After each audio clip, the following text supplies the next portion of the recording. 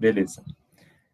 Então, o título, né, do trabalho desse artigo ficou Significações dos estudantes sobre o currículo cultural da educação física. No trabalho, né, na dissertação de mestrado, a gente trabalha com significações atribuídas pelos estudantes ou significações expressas pelos estudantes, porque a gente entende que as significações não são das pessoas, dos sujeitos, né?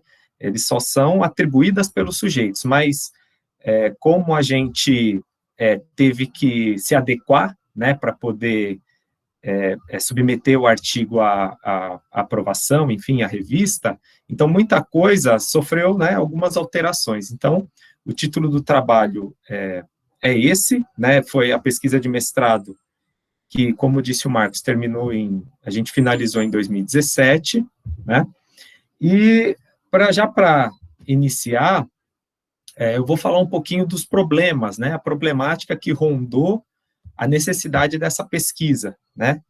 Então, durante um tempo, né, eu pude reunir um material sobre o currículo cultural da educação física, né, entre eles, o material, os trabalhos, né, da Nina, os trabalhos da Emília, do Pedro, do Ivan, do Arthur, né, do Marcos, né, aquele trabalho que ele, das representações dos professores, e ao ler os trabalhos, né, as publicações, enfim, as teses e dissertações, deu para perceber que havia um foco muito grande sobre as vozes dos professores, né?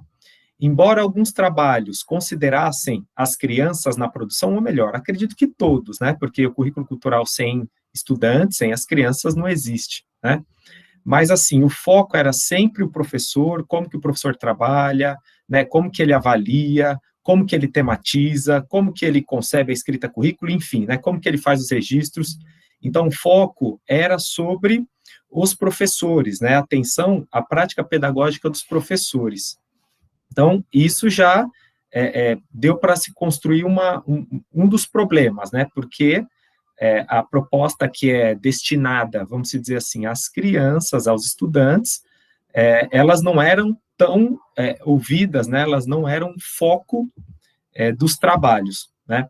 E também fazendo um voo breve sobre esse tema, né? As opiniões das crianças, as significações das crianças, deu para perceber que muitos trabalhos, né, que se propuseram a ouvir a opinião das crianças, ouvir as vozes das crianças, ou esses trabalhos, eles queriam saber apenas as motivações dos estudantes, né, então, alguns estudos ouviram as crianças para saber se elas estavam motivadas às aulas de educação física, ou queriam ouvir as crianças para saber se as aulas eram alegres, se eram prazerosas, né?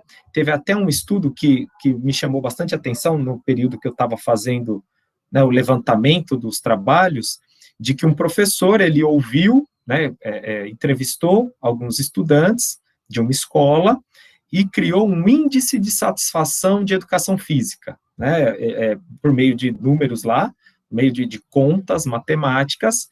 Ele começou a pegar a opinião das crianças, né, dos estudantes, e criou um índice de satisfação, e disse que a educação física não havia tanta satisfação assim, né.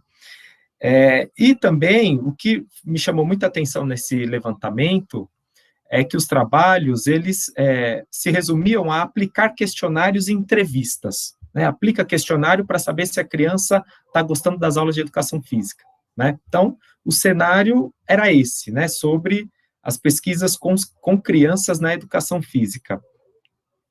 E aí, diante disso, né, surgiu algumas questões, né, e duas delas foram: será que o currículo cultural de educação física é tão interessante aos estudantes quanto nós, docentes, pensamos que é? E a outra questão: ele alcança a proposta educacional a que se propõe, né, porque durante muito tempo, o grupo se debruçou, né, na prática pedagógica, e ainda se debruça sobre a prática pedagógica, E os escritos eram que o currículo cultural favorecia para que as crianças se tornassem sujeitos democráticos, né? Favorecia para que ouvisse as vozes delas, né? Favorecia para que criasse um ambiente de escuta, de valorização. Então, o trabalho foi questionar justamente isso, né? O currículo cultural. Então, faz essas promessas, tá? Vamos chamar assim, e vamos saber, então, se ele cumpre com isso, né? E saber também o que as crianças estão achando disso, tá? Aí o objetivo do trabalho ficou em analisar as significações expressas pelos estudantes de uma escola municipal paulistana que experimentam cotidianamente o currículo cultural da educação física. E aí, a gente passa agora para o conceito de significação e representação, né, que foi, durante todo o trabalho, gerou muito impasse, né, durante o desenvolvimento do trabalho, nesses conceitos. Né? Há 2 semanas atrás, né, o trabalho do Marquinhos, ele trabalha com a noção de representação, né, representação pós-estruturalista, representação cultural, e o trabalho que nós desenvolvemos com o trabalho do Marquinhos, eles possuem muitas semelhanças, muitas aproximações, só que nós optamos em trabalhar com o conceito de significação, e aí, aos poucos, eu vou falar o motivo disso, tá? Nós nos pautamos, principalmente, tá, nesses 2 livros, né, do Tomás Tadeu da Silva, ele organiza, né, que é o Identidade e Diferença, a Perspectiva dos Estudos Culturais, que tem o texto dele, um texto do Stuart Hall e um da Kathleen Woodyard, e no outro texto, que é o Currículo como Fetiche, a Poética e a Política do Texto Curricular. Esse texto do Currículo como Fetiche, ele trata muito bem, pelo menos na minha opinião, sobre os conceitos de significação e de representação. Então, foram textos muito importantes que construíram a base de argumentação do trabalho. E aí, assim, né, de tudo que eu for falar sobre significação e sobre representação, com base nesses textos, tá, retirados desses livros, o argumento desses autores. Então, brevemente falando, o conceito de significação, ele pode ser entendido como nomear, como produzir algo, né? É a ação de significar algo. Isso é o conceito de significação. Do outro lado, nós temos o conceito de representação, que, para a concepção pós-estruturalista, né, para a concepção dos estudos culturais no viés pós-estruturalista, a representação é o produto da significação, né? E esses 2 conceitos, eles estão imbricamente ligados, né?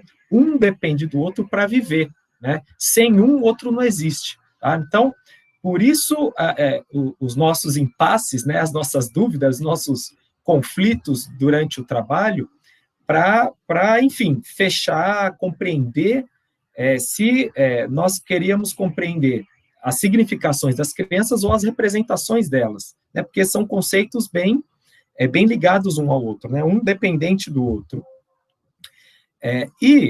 O conceito de representação, que a gente também trabalha um pouco no texto, como o trabalho do Marquinhos, né, o conceito de representação pós-estruturalista, né, que é isso, é o produto da significação, e por ser um produto da significação, ele é uma marca material, ele é uma marca visível, né? Tomás Tadeu diz, em um dos textos desse livro, que a representação cultural é essa marca material, é esse visível. Ele até cita alguns exemplos, né? Pode ser uma fotografia, uma imagem, um texto, uma aula, né? E a significação é o que constrói essa representação, né? Muito diferente da concepção clássica de representação, né? Que aí eu pude também buscar um pouco. A representação clássica é aquela, brevemente falando, que é o tornar real, tornar a realidade, né, o real, presente na consciência, né? É como se a realidade ela fosse detentora de uma existência natural, e caberia a gente apenas nomear, né? Só que quando a gente pensa na representação pós-estruturalista, né, onde os produtos da linguagem, né, onde a linguagem e as relações de poder são o que constroem essas realidades, então a gente entende que a representação é construção. E por ser construção, é significação, né? Então, algo que me chamou muita atenção nessas pesquisas, né, porque, como eu disse, muito conflito, né, dos conceitos, dá para a gente pensar que a representação, ela tenta incessantemente regular o processo rebelde da significação, né, que é essa imagem, que é essa fotografia, né, que é esse algo visível. Só que, como o processo de significação é rebelde, ele escapa a todo momento. Então, a gente tem uma imagem fixa de representação de alguma coisa, mas sabendo que essa representação, ela vai ser desmobilizada a todo momento, porque o processo de significação é rebelde, é fluido, é constante. Tudo bem? Aí, depois, a gente continua, né, no nosso debate sobre essa discussão. E aí eu vou retomar aqui só uma breve fala do Rubens, né, na apresentação dele, que ele fala que, quando ele comentou, que tem muito a ver com a aprendizagem, né, que por mais que eu não tenha, né, esse trabalho não tenha trabalhado com o conceito de aprendizagem, a significação pode ter sido um início, né, algo, enfim, alguma coisa relacionada à aprendizagem, né, e no texto, né, não no artigo, né, mas na dissertação, eu trabalho muito próximo ao trabalho, à tese do Ivan, e o Ivan, ele comenta sobre a aprendizagem, né? Então, em alguns momentos, dá para perceber que talvez eu não tenha usado esse conceito de aprendizagem, talvez em algum momento lá atrás, por não estar tão confortável, né, em tratar sobre esse conceito, enfim, mas sim sobre o conceito de significação. Então, hoje eu já repensei bastante coisa, né, e ainda com o trabalho do Rubens, que ajudou a gente a pensar sobre a aprendizagem, dá para a gente entender que a significação pode estar relacionada à aprendizagem das crianças, né, então é algo que eu reflito hoje.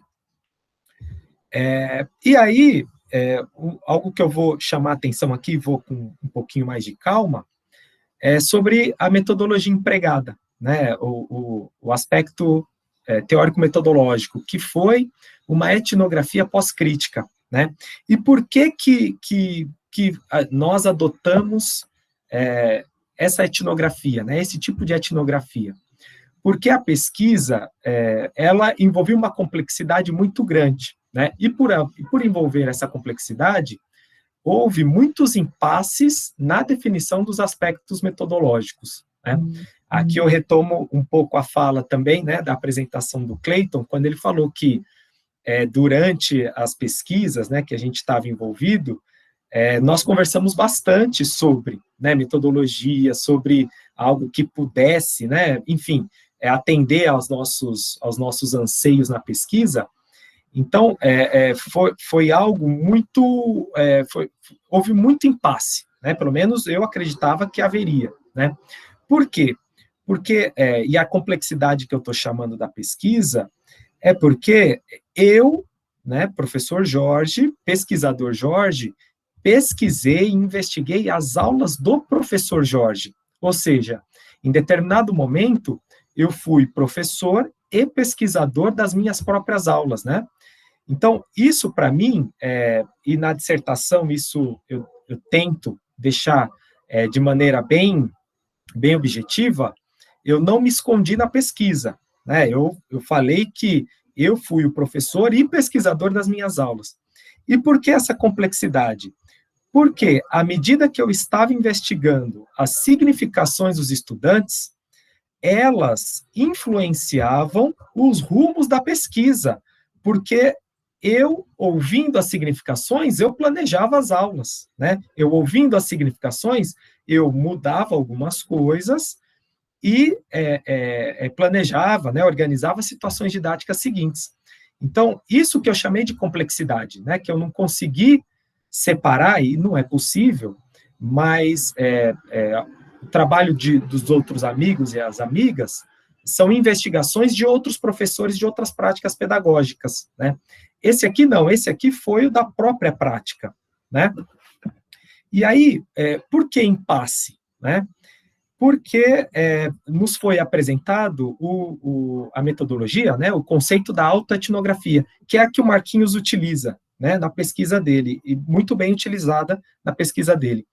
Mas quando eu fui ler um pouco mais, né, aprofundado sobre esse conceito de autoetnografia, inclusive no texto do professor Fabiano Bosley, lá ele consta mais como uma autonarrativa, né, uma pesquisa que é centrada nas vivências do próprio pesquisador, né, e que o Fabiano, ele utilizou a autoetnografia para pesquisar sobre o trabalho pedagógico coletivo de professores de educação física, e ele era um professor de educação física que trabalhava naquela escola, né. Então, nós acreditamos naquele instante que a pesquisa, né, por se tratar das significações expressas pelas crianças, não tinha a ver com o pesquisador, não tinha a ver com a aula dele, né, com a organização didática, e sim com o que as crianças estavam pensando, como que elas estavam significando, né. E também, outro impasse, né, durante esse período, foi as pesquisas, né, da etnografia, que se chamava, né, as pesquisas de cunho etnográfico, do tipo etnográfico, né, com viés etnográfico, enfim.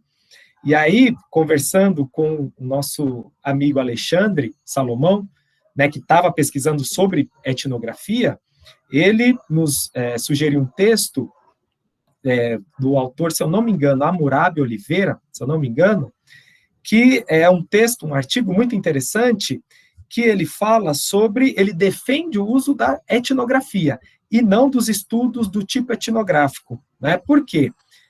Nesse texto ele fala que nós, professores, precisamos reconhecer a etnografia, sim, na educação, e que se a gente usa, segundo o Oliveira, né, o professor Hammurabi Oliveira, se a gente usa estudos do tipo etnográfico, a gente meio que está escondendo a etnografia e está meio que só fazendo coleta de dados, né? Então, ele nos orienta a assumir a etnografia, sim, né? E não ficar nesse do tipo etnográfico, de cunho etnográfico, né? Então, nós nos pautamos por essas ideias, né?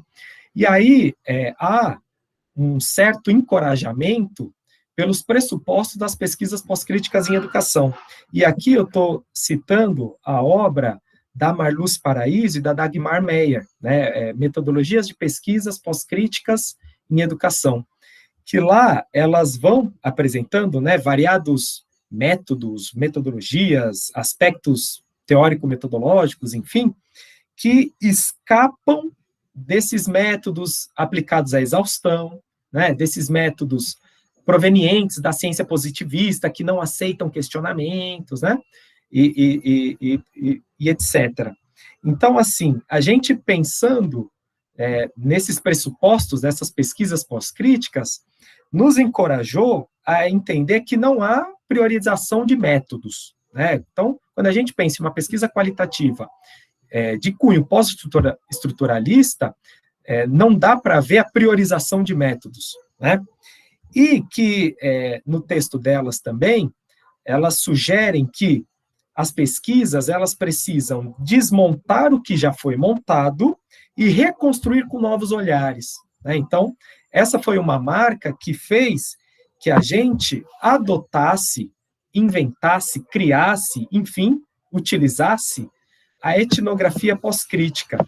E, resumidamente falando, a gente entendeu essa etnografia pós-crítica por ser uma pesquisa que envolveria essa complexidade que nós, né, estávamos chamando de complexidade, né, de que o professor que estava pesquisando as significações das crianças era o professor delas, né, ao mesmo tempo que era o pesquisador.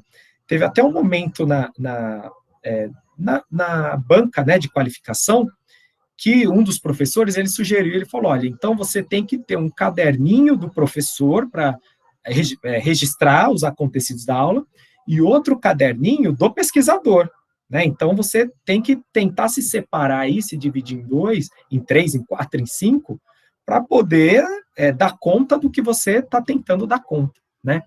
Então, nós encontramos nessa etnografia pós-crítica essa possibilidade, né, de que as pesquisas, né, a ciência, ela vai avançando, né, as ciências humanas, elas, as teorias pós-críticas, elas avançam e questionam muitas relações antes inquestionáveis. Então, devido a essa mudança, né, relação pesquisador-objeto-leitor, a pesquisa etnográfica, no nosso caso aqui, a gente também alterou ela, a gente também desmontou ela e remontou ao nosso jeito, né?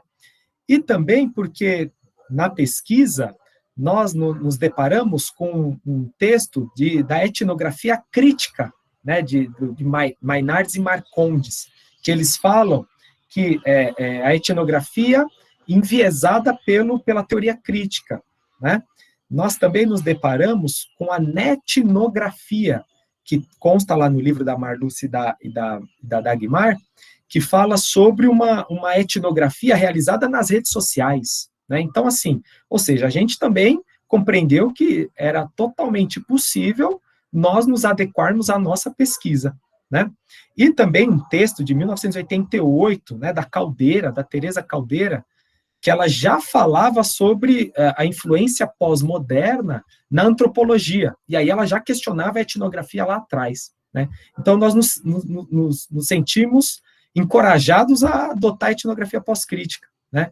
E, basicamente, o que nós compreendemos, que a etnografia pós-crítica, ela foca bastante na análise do exercício do poder durante a investigação e dos sujeitos envolvidos, e que o poder sendo operado caminha para um lado ou caminha para o outro, a depender, né, do que se está pesquisando, e também o caráter produtivo da linguagem, né, porque os estudantes, como eu disse lá atrás, os estudantes, ao significarem as aulas, eles foram dando rumo para as próximas aulas, né? Então, é o caráter totalmente produtivo da linguagem na constituição do objeto, né, das realidades, do fazer pedagógico, das significações das crianças, né, expressas por elas.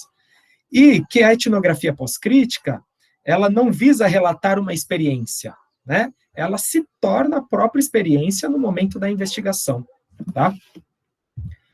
E aí, alguns breves resultados e análises, né, que a pesquisa nos favoreceu.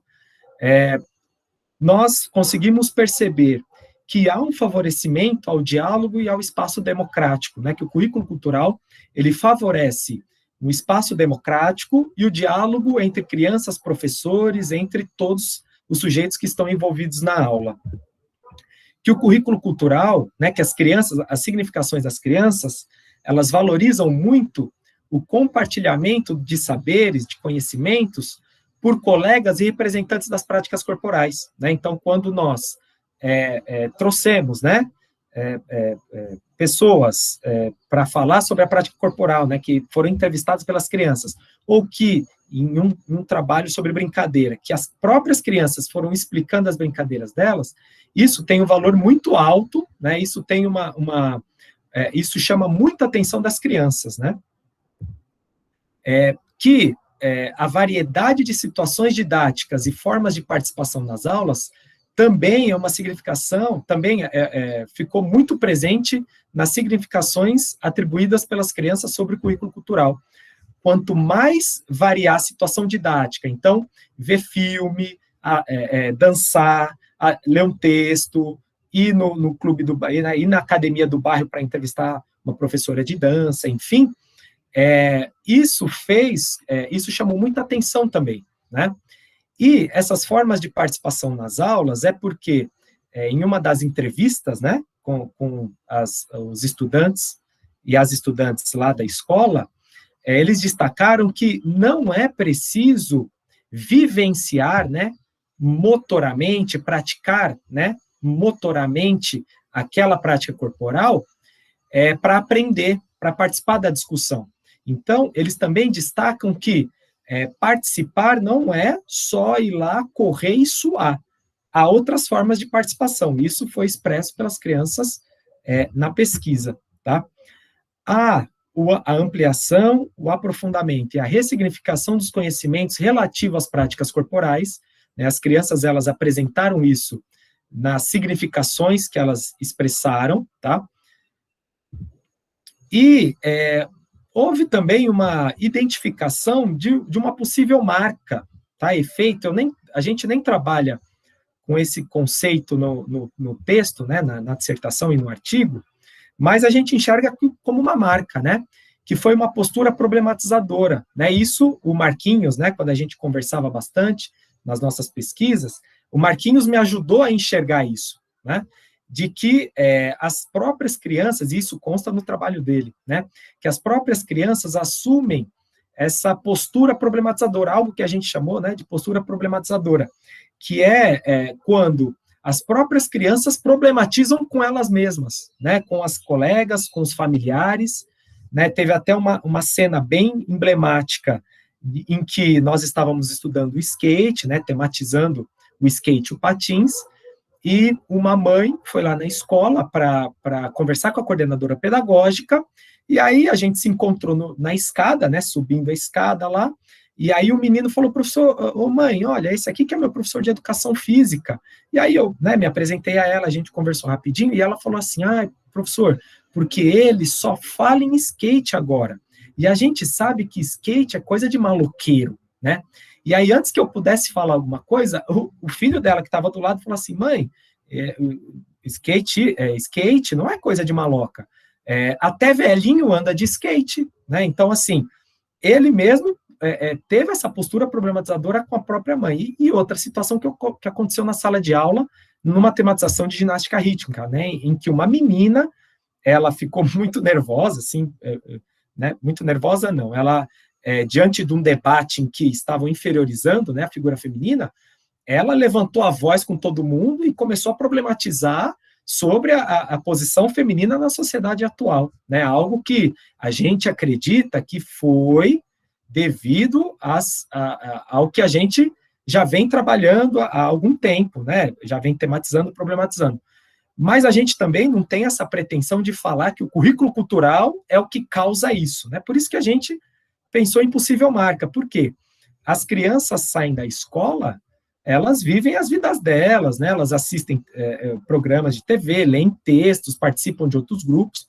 Então, a gente identificou isso como uma possível marca, né? E que, claro, isso só demandaria uma outra pesquisa, né, para saber como que isso acontece, né, enfim. E que também uma coisa, né, algo que chamou muita atenção na pesquisa é que, por mais que tenha sido, né, uma etnografia, que é uma investigação microscópica, né, numa escola, em um local, em um determinado momento, nós suspeitamos, né, de que isso possa ocorrer em outras aulas de educação física cultural, que nós colocamos em ação cotidianamente, né, mas isso é só uma suspeita, como eu disse, porque a pesquisa